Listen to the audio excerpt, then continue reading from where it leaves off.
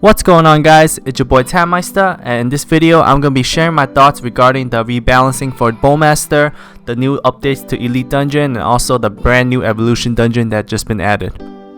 In regards to the rebalancing of the Bowman class, I am so glad that Nexon finally increased the damage for archers, because now our damage finally matches up to some of its competitors, and also I do see a significant increase in my damage as well. My Hurricane never hit 6-digit before, but now I do see it hitting 6-digit once in a while, so I am glad that I do see that difference, and Nexon finally listening to some of its players.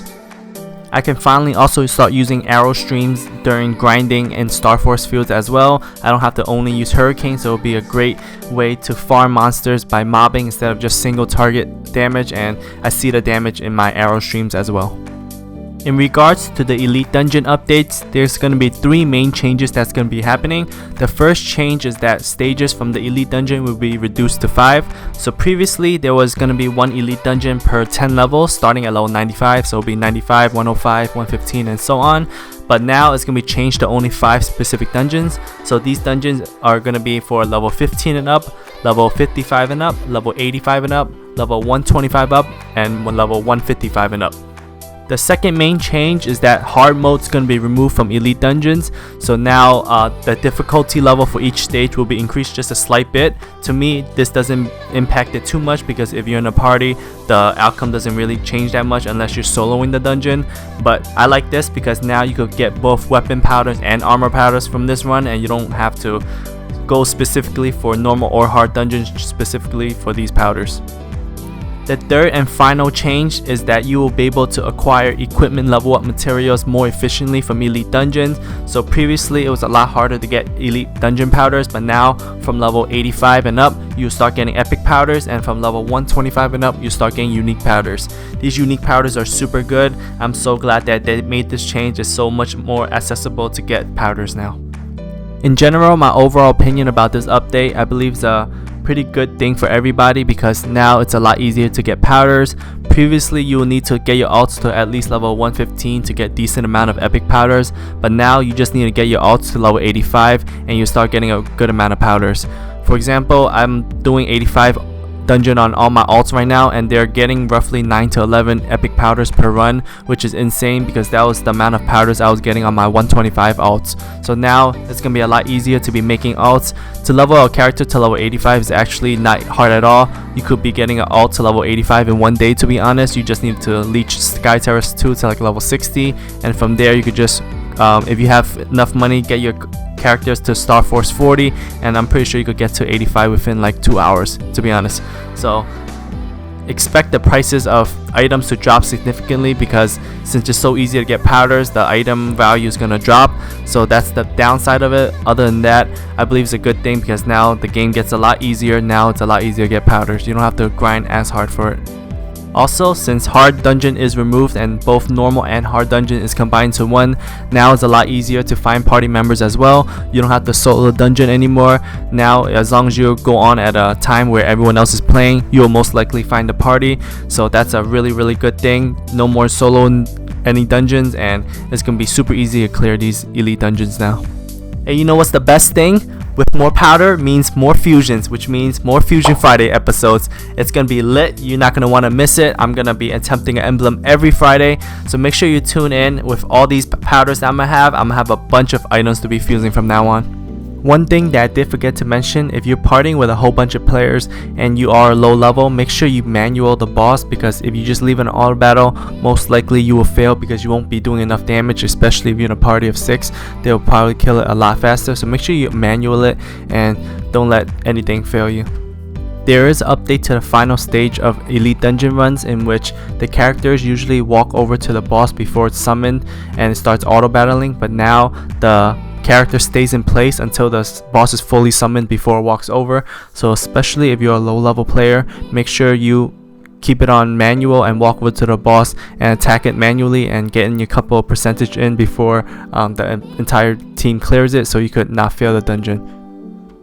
I suggest to run with maybe 3 to 4 people max, because if you have a full party of 6, it's hard to clear the dungeon without failing, because everyone's going to be participating in the damage, and some people may be stronger than others. So unless you preemptively attack it first, I won't say it's a guaranteed way to pass the dungeon. So if you do get yourself in a situation where you're in a party of 6, you could just leave the dungeon and just re-enter, because it won't use your ticket if you leave immediately. So I suggest that's one way to do it if you don't want to risk failing the dungeon.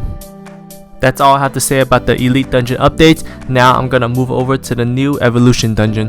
This dungeon, I believe, is not too great, to be honest. It doesn't give you that great of experience, but I feel like it's just an extra dungeon just to help level up your alt, in my opinion. This dungeon is for level 100 and higher, and it's a single player dungeon. And once you enter this dungeon, there's gonna be 4 different cores you could choose from. You have experience core, you have coin drop rate, you have monster level core, and also boss monster cores. The rewards that you can get from this dungeon are experience and also evolving coins as well. As you can see on the top right hand screen, you could use these coins to purchase cores. So for example, you could use 10 coins to evolve to get a 50% core. Right here is the auto equip function, which I highly suggest you guys do not do.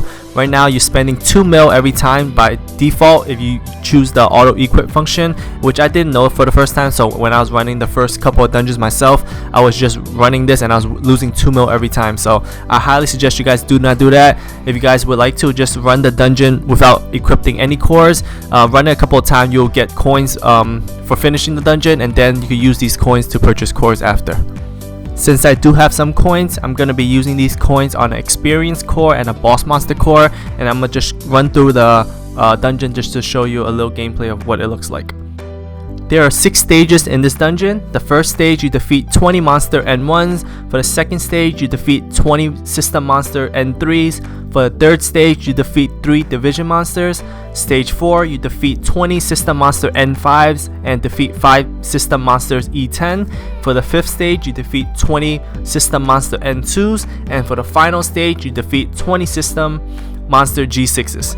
And if that make no sense to you, that makes 2 of us. I absolutely have no idea what that just meant, to be honest, but pretty much just keep this dungeon on auto battle and your character will run everything for you. To briefly explain through all cores, our first core is the experience core. This is more self-explanatory. Obviously, the higher level experience core you choose, the more experience you'll get.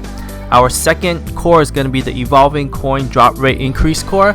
So this core is targeted towards a monster you encounter at the 6th stage of this dungeon. That monster is called System Monster Lich. So this Lich by default drops 20 coins, but if you decide to use a higher level core, it could increase that drop rate up to 40 coins. Our third core is the monster level increase core. So this is targeted towards normal monster and boss monster. This just increases the difficulty a little bit. And our final core is the boss monster summoning core. So depending on the core you choose, you will encounter a different boss monster at the final stage, which just makes it a little more exciting, I guess. If you lose track of what stage you're on, if you look in the top right, you're going to see a clear link icon and it shows a number there. So right now I cleared 3 links already, so that means I'm on to my 4th stage. Once you clear all stages, you're going to get an additional experience boost. It's going to be an all clear experience boost, so it just gives you an incentive to clear all the dungeons and you're going to get a pretty good experience boost from there. If you happen to DC during this run, unfortunately you're going to lose both your tickets and your cores, so make sure you do have a stable game connection or internet connection when playing this dungeon. As of now, I just used this dungeon just to run on all my alts because it's a pretty good experience on top of doing the Cooking with Tang Yun quest and also Monster Carnival every day. So leveling up your alts to level 85 at minimum is super easy. It's a great way to get powders, and if you want to take the extra step further, level your alts to level 125. That's when you start getting unique powders and it starts making your fusions a lot easier. You're gonna have a lot more powders, and that's what I've been doing, and I'm gonna continue to do this throughout all my alts until I get all my alts to 125 and just keep producing more Fusion Friday content. I did mention that this dungeon is level 100 at minimum, so of course you're gonna have to level your alts to level 100 before entering this dungeon, but once you consistently do your 3 main quests, you're Monster Carnival, your Evolution Dungeon, and Cooking with Tang Yun.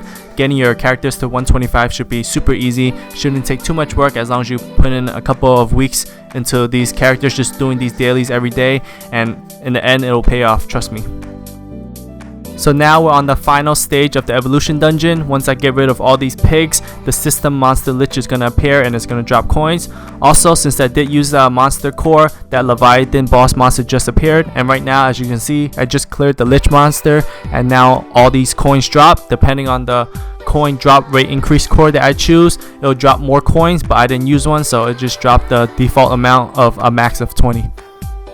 A little tip that I could give you, right now you see a clear screen and it shows that I got 7.9 mil experience, and also that includes the all clear experience, which means I cleared every single stage, which gives me that additional 5 mil experience.